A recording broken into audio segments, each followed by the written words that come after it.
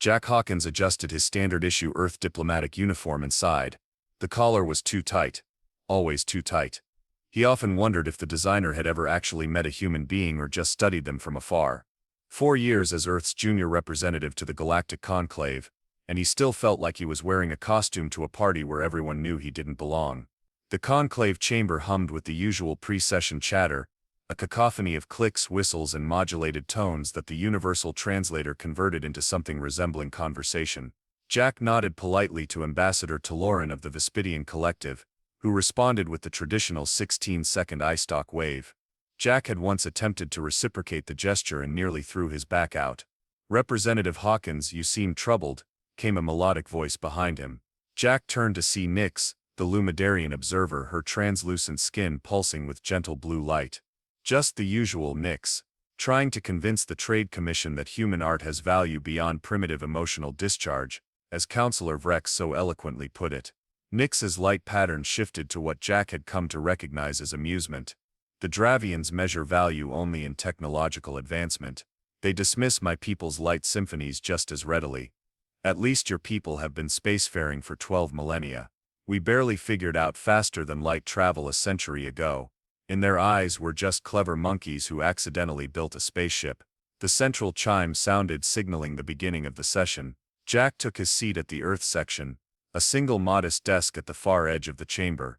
The Dravian Empire's delegation occupied nearly a quarter of the room with their ornate crystalline platforms and retinue of servitor drones.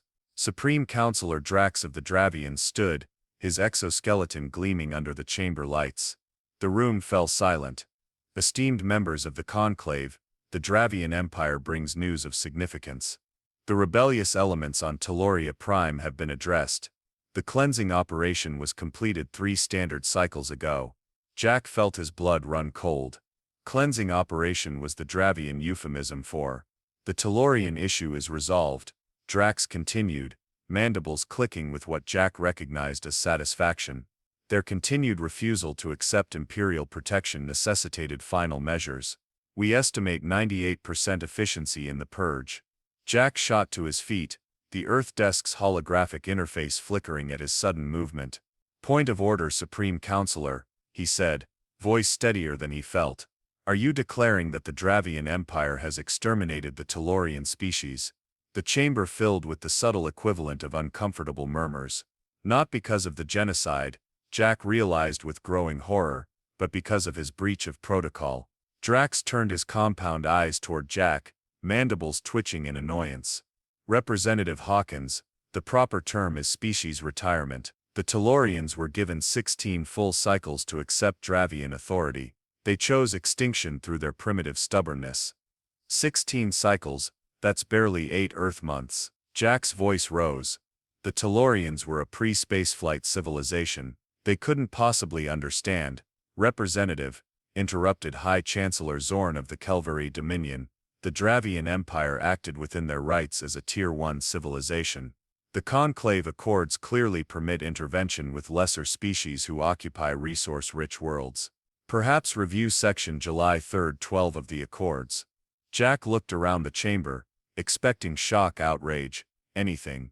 Instead, he saw only the political calculation in alien eyes. The Tellorians, a peaceful artistic people Jack had learned about in briefings, weren't members of the Conclave. They weren't advanced. They weren't important. "If Earth finds the resolution distasteful," Drax said, "you may register a formal objection to be considered at the next subcommittee meeting in approximately 6 standard cycles." Jack looked down at his tablet, the light illuminating his face as he pulled up the classified communication channel to Earth Command. His fingers hesitated for only a moment before typing, "Urgent. Dravian Empire confirms genocide of Tellorian species. Conclave taking no action. Request immediate authorization for Protocol 7 response."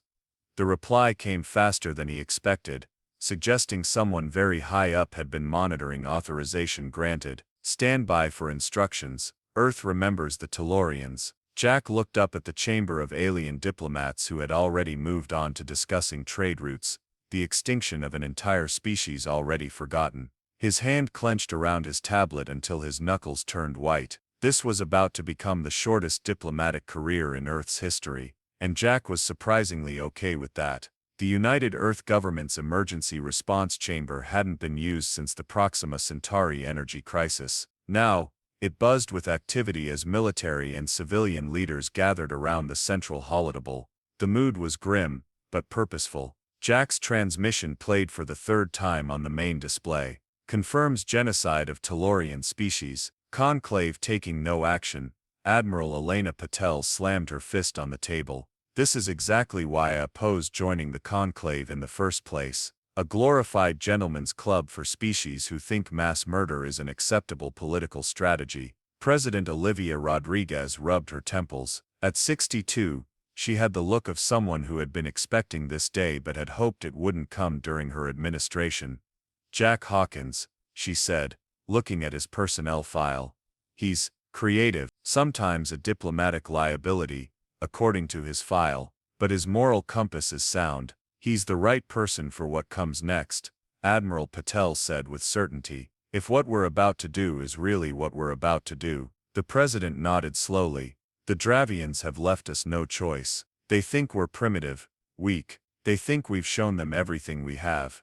General Marcus Thompson, head of Earth Defense Forces, stepped forward. Madam President, Protocol Omega has been active since first contact. Our technological capabilities have been systematically downplayed for 70 years. The Dravians have no idea what they're dealing with. And the rest of the conclave, asked the Chinese ambassador, Li Wei. They're complicit in this genocide through their inaction. President Rodriguez stood up, straightening her jacket. Then they'll learn alongside the Dravians. Humanity has spent centuries trying to overcome our violent past. We've worked to be better, to be worthy of joining a galactic community, and now we find that community condones the extermination of lesser species. She walked to the window overlooking Washington, D.C., her reflection superimposed over the peaceful cityscape below. We played nice, we followed their rules, we pretended to be less than we are because we thought it was the path to peaceful coexistence. She turned back to face the room. That ends today. Admiral Patel smiled thinly. I've had the 7th and 9th fleets on standby since Jack's first message. The Phoenix Protocol can be initiated within the hour. And our diplomatic cover story, asked Secretary of State Morgan Davis. General Thompson pulled up a holographic display, showing footage of old Earth war machines, primitive by their current standards, tanks, fighter jets, early space fighters. We'll claim these are our newest prototypes. The conclave believes we're still dependent on fusion drives and chemical propellants. They have no concept of our actual capabilities. President Rodriguez looked around the room. Any objections to proceeding with Protocol Omega? The room remained silent. Very well. Admiral Patel, you have operational authority. General Thompson, deploy our hidden assets to key positions around Dravian space. Ambassador Li, prepare our formal response to the conclave. She looked back at Jack's image on the screen. And get me a direct line to Representative Hawkins. He's about to become the most important diplomat in human history. Jack was sitting in his modest quarters at the Earth Embassy when his secure terminal chimed. The president's face appeared on screen, looking both resolute and somehow tired. Representative Hawkins, I understand you've had an eventful day. Jack straightened instinctively. Madam President. Yes, the Dravians have. We've received your report. What I need to know now is your personal assessment. Can the conclave be reasoned with on this matter? Jack considered for a moment. No, ma'am. They see the Tellorians as a primitive species with no rights under conclave law. The Dravians are a Tier 1 civilization with centuries of influence. We're barely considered Tier 3. Our objections are background noise to them. The president nodded. Then we're proceeding with Protocol Omega. Do you know what that is, Representative? No, ma'am.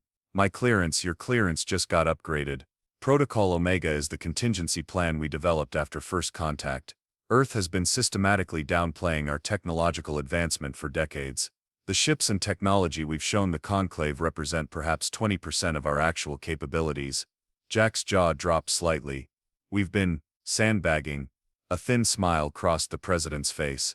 A crude but accurate assessment. We're about to show our hand, Representative Hawkins, and you're going to be our messenger. She forwarded a file to his terminal. This contains Earth's formal response to the Tellorian genocide. You will deliver it to the full conclave at the next session. Admiral Patel is sending a, let's call it an enhanced diplomatic vessel, to support you. It should arrive within 6 hours. Jack scanned the document, his eyes widening. Madam President, this is essentially an ultimatum. Yes, it is. The Dravians won't take this seriously coming from Earth. They'll laugh us out of the chamber. The President's expression hardened. Then let them laugh, Representative. It will be the last mistake the Dravian Empire ever makes. Jack strode into the conclave chamber the next day with an entirely different posture. Gone was the slightly hunched, deferential Earth diplomat. In his place walked a man with purpose, his standard-issue uniform replaced with what the conclave species would soon learn was an Earth military dress uniform, midnight blue with gold trim, and a subtle array of embedded technology that was currently scrambling every attempt to scan him. Behind him floated a sleek obsidian spherical drone about the size of a basketball, officially logged in conclave records as a cultural translation assistant. It was in fact substantially more than that. The chamber quieted as Jack made his way not to the small Earth desk at the periphery, but directly to the central speaking platform, a space traditionally reserved for Tier 1 civilizations. A Muldarian protocol officer hurried toward him, tentacles fluttering in agitation. Representative Hawkins, you are not authorized to. I am now, Jack said, placing a small device on the platform that projected an Earth emblem into the air above it. Earth claims speaking privileges under Conclave Emergency Directive 15C, concerning genocide and crimes against sentient life. The Muldarians' tentacles froze in confusion. No Tier 3 civilization had ever invoked a directive. Supreme Counselor Drax's mandibles clicked rapidly in what Jack now recognized as the Dravian equivalent of derisive laughter. The human wishes to speak. How novel. Let us hear what Earth's primitive outrage sounds like. Perhaps they will threaten us with their quaint fusion missiles. Murmurs of amusement rippled through the chamber. Jack waited for them to subside, his face impassive. Representatives of the conclave, he began, his voice carrying a calm authority that seemed to catch the delegates off guard. Yesterday, the Dravian Empire announced the genocidal extermination of the Tellorian species. The conclave's response was to schedule a subcommittee meeting. Earth finds this response insufficient.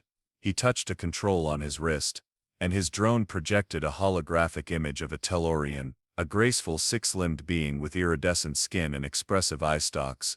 This was a Tellorian artist named Kelix. His sound sculptures were considered primitive by Dravian standards, not worth preserving, not worth protecting. Jack's voice hardened. Earth disagrees. Jack paced the platform, looking directly at various delegates. I hold in my hand the official response from United Earth Government. It is not a petition. It is not a request for a subcommittee review. It is a demand with consequences. The chamber erupted in protests. A Tier 3 civilization does not make demands. The human has lost his mind. This is an outrageous breach of protocol. Jack waited, seemingly unbothered by the uproar. When it finally quieted, he continued as if there had been no interruption. Earth demands the following. First, immediate sanctions against the Dravian Empire for crimes against sentience. Second, reparations to be paid to a trust established for any surviving Tellorians. Third, the arrest and trial of all Dravian officials responsible for the genocide. The Dravian section erupted in outrage, but Jack raised his voice slightly to continue. Earth demands an answer within 1 standard hour. If these terms are not met, he paused, letting the silence stretch uncomfortably. Then Earth will enforce them ourselves. Drax rose from his crystalline throne, his exoskeleton flushing with anger indicators. You dare threaten the Dravian Empire? You, whose species could barely reach your own moon a few centuries ago. Your primitive vessels would be atomized before they entered our space. Jack smiled for the first time since entering the chamber. It was not a pleasant smile. Oh, Counselor Drax, that's adorable. You think the ships we've shown you are our actual fleet. He chuckled, the sound unnervingly genuine. Tell me, has any conclave species ever wondered why humans, despite our primitive technology, never seem worried about interstellar threats? Why a species with our documented history of conflict and warfare suddenly became so passive upon joining the galactic community? Jack's drone projected a new hologram, star charts showing the relative positions of Earth, Dravian space and key conclave territories. Here's a fun fact about humans that we don't put in the brochures. We're paranoid as hell. We never ever show all our cards. Not to friends, and certainly not to potential threats. High Chancellor Zorn of the Kelveri rose, his crystalline form shimmering with tension. Representative Hawkins, these threats are beneath the dignity of the conclave. If Earth has grievances, there are proper channels. Proper channels. Jack's voice cut like a knife, like the ones the Tellorians could have used, if they weren't too busy being exterminated. Those proper channels. Jack turned back to Drax. You called it species retirement, a bureaucratic term for mass murder. Very civilized. He straightened his uniform. Well, Supreme Counselor, here's what happens when humans stop being civilized. 1 hour. Accept our terms, or discover what Earth is truly capable of. Commander Vex of the Dravian military contingent stepped forward. This is absurd. Even if your species had some hidden military capability, which our intelligence suggests you do not, the logistics of mounting any meaningful response would take weeks. Our home systems are 50 light-years from Earth territory. Jack's smile widened fractionally. You assume we would need to begin our response now. That's cute. He tapped his wrist control again, and the drone's projection shifted to show a different set of coordinates, deep within Dravian space. The timer starts now. 1 standard hour. I'll wait. With that, Jack stepped down from the platform and walked to the small Earth desk, sitting down casually, as if he'd just ordered lunch rather than threatened a galactic superpower. The obsidian drone hovered beside him, a silent sentinel. The conclave chamber exploded into chaos. The conclave chamber had devolved into factional arguments, with the Dravian delegation huddled in intense discussion while other species frantically communicated with their homeworlds. Jack sat at the Earth desk, seemingly relaxed, occasionally checking the time display on his wrist. Nyx, the Lumidarian observer, approached cautiously. Her translucent skin pulsed with concerned patterns of light. Representative Hawkins, what has happened to you? Yesterday you were a diplomat. Today you threaten war against the most powerful empire in the conclave. Jack looked up at her, his expression softening slightly. Nothing happened to me, Nyx. Something happened to the Tellorians, and the conclave did nothing. But Earth cannot possibly stand against the Dravians. Your ships, your weapons, are not what they appear to be. Jack gestured for her to sit. Let me tell you a story about humans. It's going to sound crazy, but I promise it's true. He leaned forward. When we first achieved faster-than-light travel and encountered the Vespidian scouts, we had a choice to make. Show our real capabilities and risk being seen as a threat, or hold back and appear harmless. Jack brought up a holographic display showing Earth's first contact, a momentous occasion recorded in every conclave historical database. This ship, he pointed to the Earth vessel in the recording, the EAAS Goodwill, was described to the conclave as our most advanced starship. It had chemical thrusters, basic shield technology, and simple fusion weapons. Yes, impressive for a new spacefaring race. Nyx agreed. Jack's laugh held no humor. Nyx, the Goodwill was a museum piece we pulled out of mothballs for first contact. It was already 50 years obsolete by Earth standards. Nyx's light patterns froze in what Jack recognized as shock. You misrepresented your technological level, but why? Human history is filled with examples of what happens when technologically superior civilizations encounter less advanced ones. It rarely ends well for the less advanced group. Jack's expression darkened. We decided it would be better to be underestimated than feared and potentially targeted. The holographic display shifted to show various Earth vessels that had been presented to the conclave over the years. Every ship, every weapon, every piece of technology we've shown the conclave has been carefully selected to maintain the illusion that we're decades behind Tier 1 civilizations like the Dravians. This is unprecedented, Nyx whispered. Actually, it's very precedented. In human military history, it's called strategic deception. A wise Earth general once said, appear weak when you are strong. A commotion near the central platform drew their attention. Supreme Counselor Drax had resumed his position and was calling for order. This charade has gone on long enough, Drax declared, his mandibles clicking angrily. The human representative has made absurd claims and threats that cannot be substantiated. The Dravian Empire rejects Earth's so-called demands and calls for Representative Hawkins to be censured and removed from the conclave. Jack stood slowly, straightening his uniform. The hour isn't up yet, Counselor. We do not need an hour to dismiss empty threats from a primitive species, Commander Vex interjected. Your deception is transparent. Earth has no hidden fleet, no advanced technology. Our intelligence networks would have detected them. Jack smiled that unnerving smile again. Would they? Let's find out. He raised his wrist communicator. Phoenix Actual, this is Diplomat. Initiation phrase, Ozymandias. For a moment nothing happened. Commander Vex began to laugh, the harsh clicking sound echoing through the chamber. Then every communication system in the conclave chamber activated simultaneously. On every screen, every holographic display, appeared the same image. A stylized phoenix emblem of Earth's space forces. A calm, slightly synthetic voice spoke through the chamber's audio systems. Greetings, conclave species. I am DAVE, Defensive Autonomous Vehicular Entity, the primary artificial intelligence of the Earth Phoenix Fleet.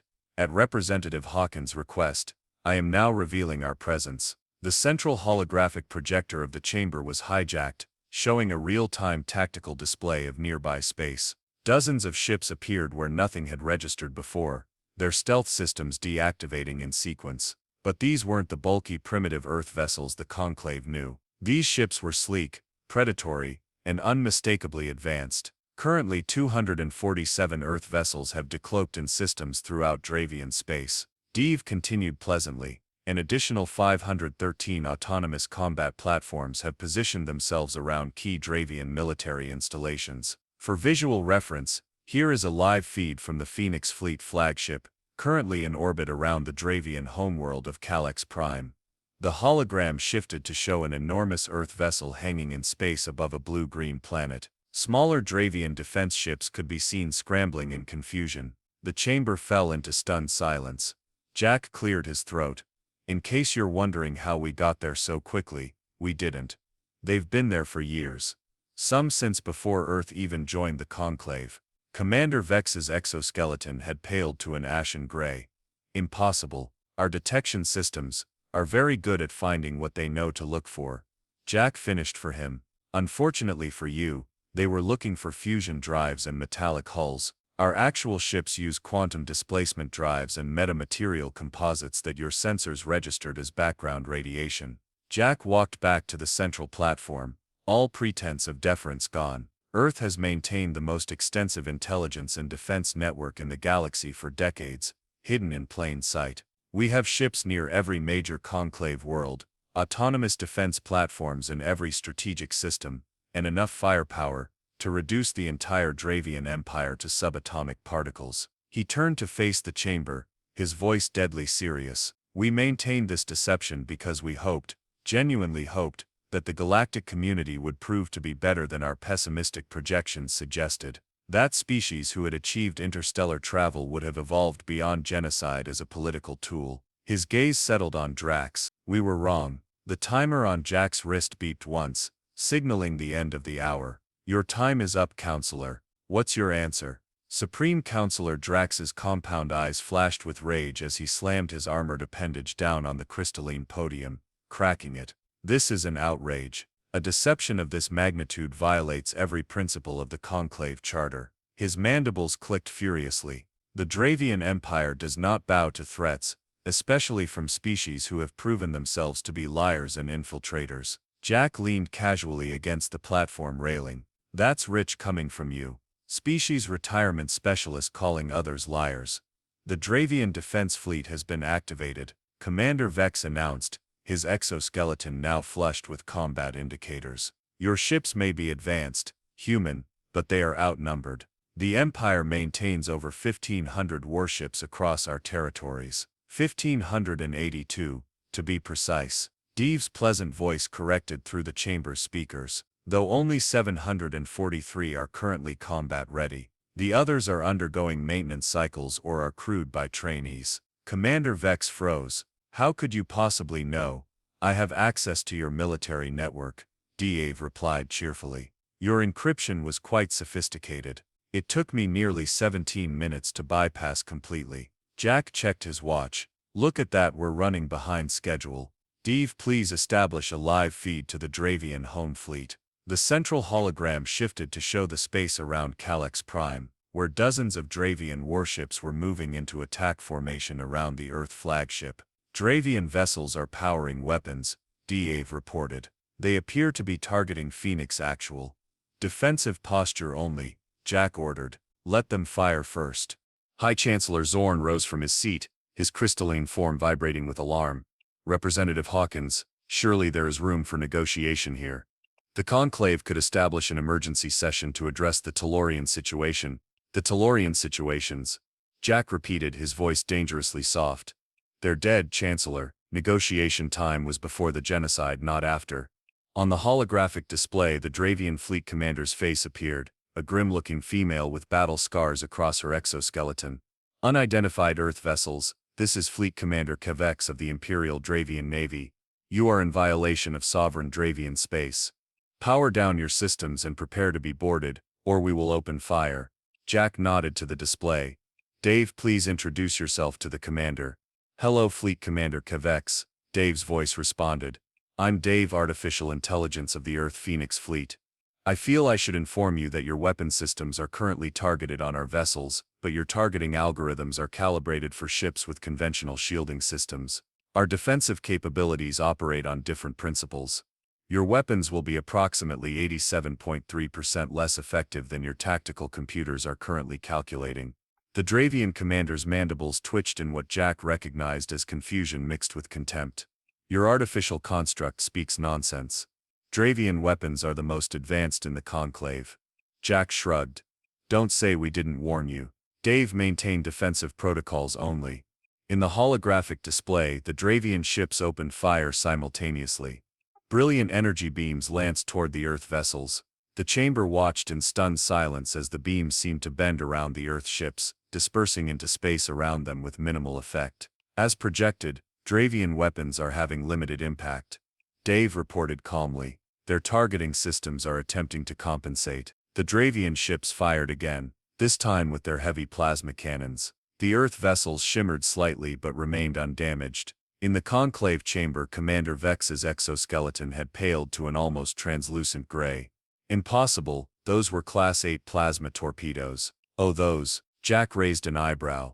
Yeah, we figured out how to disperse plasma weapons about 40 years ago. We actually learned it from studying Tellorian natural defense mechanisms, ironically enough. He turned to face Drax. Last chance, Counselor. Accept our terms, or we demonstrate our offensive capabilities. Drax's mandibles clicked in what might have been nervous hesitation, but his pride won out. The Dravian Empire does not surrender to primitives, no matter what tricks they employ. Jack sighed heavily. I was afraid you'd say that. Dave, execute Operation Thunderclap. Precision targets only. Acknowledged, Representative Hawkins, executing Operation Thunderclap with precision parameters. On the display, the Earth vessels began to emit pulses of blue-white energy that seemed to ripple through space itself. Where these pulses touched Dravian ships, the vessels simply stopped. No explosions, no dramatic destruction. Their lights flickered out, their engines died, and they began to drift. What are you doing to them? Drax demanded, his voice losing its imperious tone. Quantum field disruption.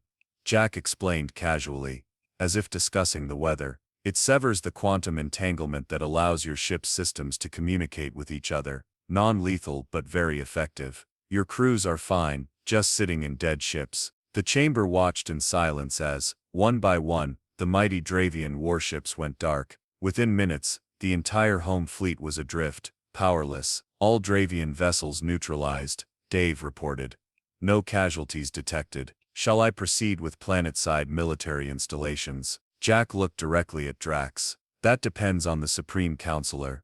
The chamber was utterly silent, every alien representative staring at the display in shock. In less than 10 minutes, Earth had neutralized the most powerful fleet in the Conclave, without destroying a single ship or taking a single life. Drax's mandibles trembled slightly. For the first time in recorded history, a Dravian Supreme Counselor looked afraid. The terms, Drax said quietly, his voice barely audible. What were your terms again? 3 weeks later, Jack Hawkins stood once again at the central platform of the conclave chamber. The room was packed beyond capacity, with representatives from every known spacefaring civilization in attendance, both in person and via holographic projection. Even species that had long abandoned conclave politics had returned to witness this historic session. The chamber looked different now. The elaborate Dravian section had been reduced to a simple desk, the same size as all others. The hierarchical seating that had once elevated Tier 1 civilizations above others had been replaced with a circular arrangement where all representatives sat at equal height.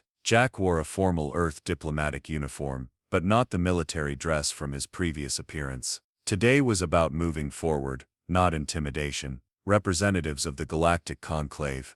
Jack began, his voice carrying easily through the silent chamber. 3 weeks ago, I stood here and delivered Earth's response to the genocide of the Tellorian species. Today, I am pleased to report that the Dravian Empire has fully complied with our demands. He gestured to a holographic display, showing various statistics and reports. All Dravian officials involved in the species retirement program have been arrested and await trial under newly established conclave genocide protocols. Reparations have been paid into the Tellorian Survivors Trust. And perhaps most importantly, Jack's voice softened slightly.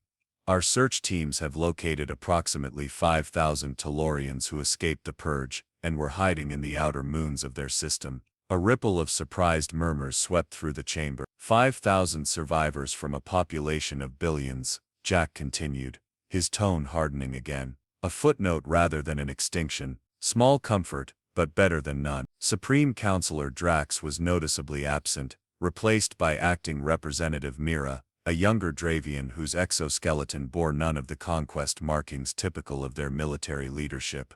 With the permission of the chamber, Jack continued, I would like to introduce the architect of Earth's Phoenix Protocol, the strategist who foresaw this day might come, and the person who insisted that our response, when it came, would be precise rather than devastating. He gestured toward the entrance, where an elderly human woman in a hover chair was being escorted in. Despite her apparent physical frailty, her eyes were sharp and calculating. Admiral Helena Yang, retired, former head of Earth Defense Forces and author of the Ozymandias Doctrine. The Admiral nodded to the assembly, as her chair floated to Jack's side. I won't take much of your time, she said, her voice surprisingly strong. I'm 103 years old, and at my age standing on ceremony seems rather pointless. A few nervous laughs rippled through the chamber. When humanity achieved faster-than-light travel, I was a young officer tasked with assessing potential threats. What I found in our early, covert observations of the conclave disturbed me deeply. Species ranked by technology, lesser civilizations treated as resources rather than equals, genocide treated as a bureaucratic process. She leaned forward in her chair, eyes scanning the chamber. I convinced Earth's leadership that we should hide our true capabilities. Not out of fear, but out of hope. Hope that we were wrong about the conclave. Hope that given time, more enlightened policies would emerge. Her expression hardened. That hope died with the Tellorians. Jack stepped forward again. Which brings us to today's proposal. Earth has submitted a complete restructuring of the conclave charter for your consideration. The key points are simple. All species, regardless of technological advancement, have the right to exist. Any form of genocide is a crime against all sentient life, and the conclave exists to protect the weak from the strong, not to enable the strong to prey upon the weak. He brought up a new holographic display showing the location of Earth vessels throughout conclave space. To demonstrate our commitment to these principles, Earth is establishing what we call the Never Again Doctrine. Our vessels will remain deployed throughout the galaxy with a simple mandate to protect developing species from exploitation or extinction. Admiral Yang spoke again. To be perfectly clear, this is not a request or a suggestion. Earth will enforce these principles with or without conclave approval. We would prefer cooperation, but we do not require it. Jack watched the reactions ripple through the chamber. Fear, resentment, calculation, and from some of the less powerful species, cautious hope. The revised charter has been transmitted to all delegations, Jack said. You have 48 hours to review and ratify it. Admiral Yang and I will remain available for questions. As the session adjourned into smaller discussion groups, Nix approached Jack, her luminescent skin pulsing with complex patterns. Representative Hawkins, I must ask, if Earth had this power all along, why wait? Why allow the Tellorians to die before acting? Jack's expression darkened. We didn't know, Nix. Despite our hidden fleet, despite our intelligence network, we had no idea the Dravians were planning genocide. It happened too quickly. He looked away. That failure will haunt us for generations. And now, Earth appoints itself the galaxy's protector. Someone has to stand for those who cannot stand for themselves, Jack replied. For too long the Conclave has been a gentleman's agreement among predators. That ends today. Admiral Yang's hover chair approached them. Representative Hawkins speaks the truth. We did not act in time to save the Tellorians. Their deaths are on our conscience as much as anyone's. She looked directly at Nix. But we learned from our failures. The Tellorians will be the last species to die while others watched and did nothing. As they spoke, a small group of aliens entered the chamber, tall, slender beings with iridescent skin that caught the light in rainbow patterns. The 5,000 Tellorian survivors, led by their newly appointed representative to the Conclave. Jack walked over to greet them, bowing deeply in the Tellorian tradition. On behalf of Earth, I extend our deepest regrets that we did not act sooner, he said formally, and our solemn vow that your people will be the last to suffer such a fate. The Tellorian representative's eye stalks dipped in acknowledgement. We have reviewed your never again doctrine, Representative Hawkins. It is unexpected. For millennia, power in this galaxy has meant the right to dominate. You propose something different. Earth has a long, bloody history, Jack replied. We've learned the hard way that true civilization isn't measured by the power to destroy, but by the will to protect. As the chamber filled with delegates again, Jack returned to the central platform, looking out at the assembled representatives of 1,000 worlds. The galaxy stands at a crossroads, he began. Earth did not seek the role of enforcer or protector. We would have preferred to join a conclave that already held these values. His gaze swept the chamber, making eye contact with as many delegates as possible. But since that conclave did not exist, we will help build it, starting today. Behind him, the holographic display showed Earth's ships taking up positions throughout the galaxy, not as conquerors but as guardians. The message was clear. Humanity had stopped being civilized just long enough to create a truly civilized galaxy.